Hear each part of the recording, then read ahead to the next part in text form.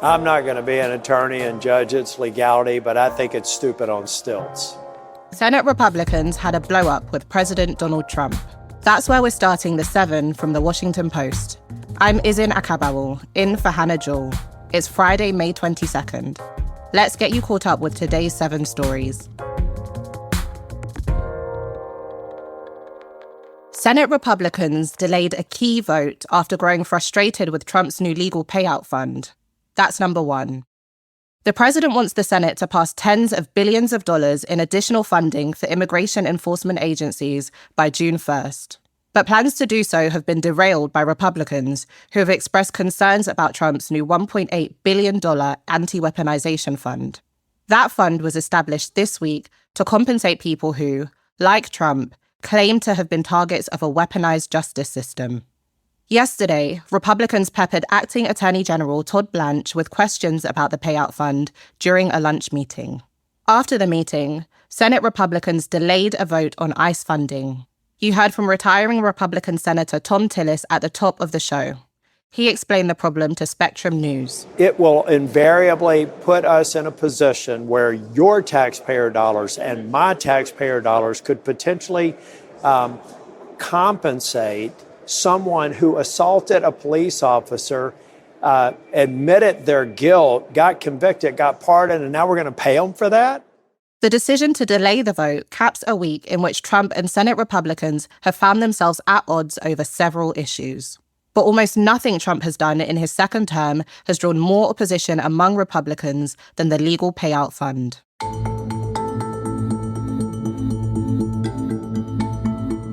Trump abruptly decided against signing a highly anticipated executive order on AI. That's number 2.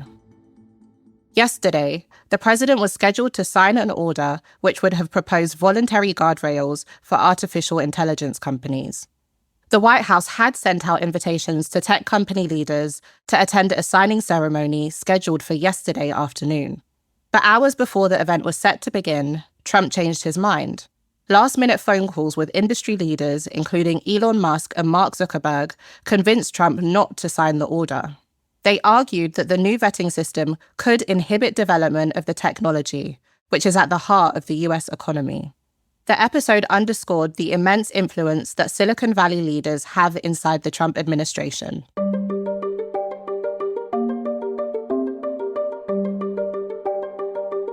Number 3. Democrats released a long-awaited autopsy of the party's 2024 presidential campaign.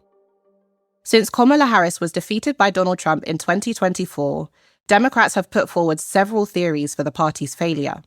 A report on the issue was prepared by Democratic strategist Paul Rivera. Officials initially decided not to release it publicly. But yesterday, the Democratic National Committee released what they described as a draft version of the report. It argues that the White House, under President Joe Biden, did not do enough to set Harris up for political success. The autopsy also says Democrats did not attack Trump forcefully enough. But the findings are disputed. The document opens with the DNC disavowing the contents of the report.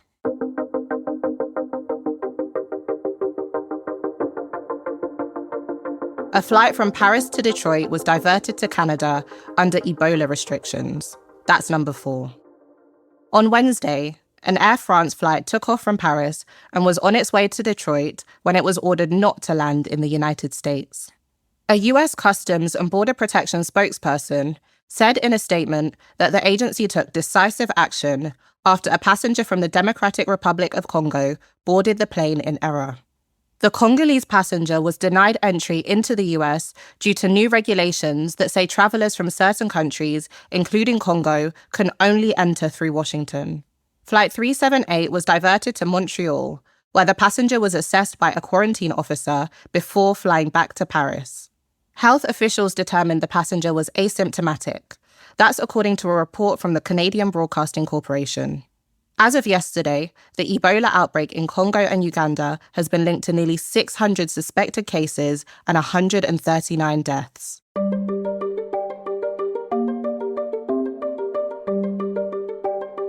Number 5. Heavy downpours and flooding could hit large parts of the US this weekend. A big weather shift is forecast in the coming days. Parts of the southern and eastern US could be hit with downpours through the end of May. The shift is being fueled by a developing El Niño in the Pacific Ocean, which I mentioned earlier this week. The rain is good news for farmers, many of whom have been dealing with drought. But anyone trying to enjoy the long weekend in Dallas, Atlanta, DC, or New York could end up dodging rain. From a stretch between Texas and New York, rainfall amounts of 1 to 3 inches will be common. In parts of the South, some clusters of heavy rainfall and thunderstorms may produce dangerous flash flooding through this weekend. Some areas could get around a half-foot of rain. For a detailed city-by-city forecast, click the link to our newsletter. You can find that, as always, in our show notes.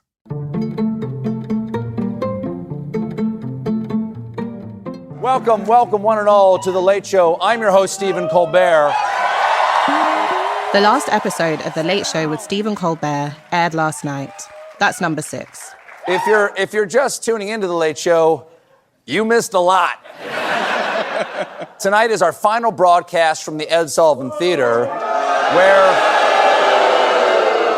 No, we were lucky enough to be here for the last 11 years. Yes. All right? Can't take this for granted.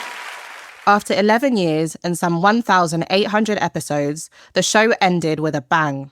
Celebrity guest stars like Bryan Cranston and Paul Rudd studied the audience and took to the stage. Fellow late-night hosts Jimmy Fallon and Jimmy Kimmel came by. Colbert didn't mention Trump by name, but in a conversation with Paul McCartney, he couldn't resist a joke about bright orange makeup. Used to a little bit of makeup in England, and we went down there, and the girls put makeup on us, and it was like bright orange. That's very popular in certain circles these days. The host also made a few digs at his network, CBS. But it all ended with a song. McCartney sang Hello Goodbye on the same stage where the Beatles made their US TV debut in 1964.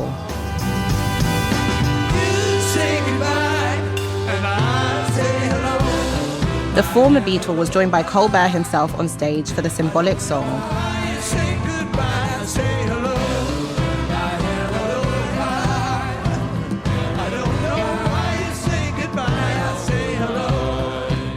Number 7. Post-film critic Michael O'Sullivan shared his 32 most anticipated summer films. This summer movie season brings with it the first Star Wars movie in 7 years. But our critic says there's something for everyone to enjoy, whether you like gritty drama, silly comedy, hot romance, or just need something for the kids to watch. Special mentions go to Steven Spielberg's Disclosure Day, which stars Emily Blunt and Coleman Domingo. The film is about 2 whistleblowers who are trying to uncover the truth about alien visitors. And in Christopher Nolan's The Odyssey, which is based on Homer's epic poem, a shipwrecked hero tries to return home to his son and wife. The star-studded cast includes Matt Damon, Anne Hathaway, Tom Holland, and Zendaya, to name a few. For a synopsis of all 32 films on the list and expected release dates, hit the link in our show notes.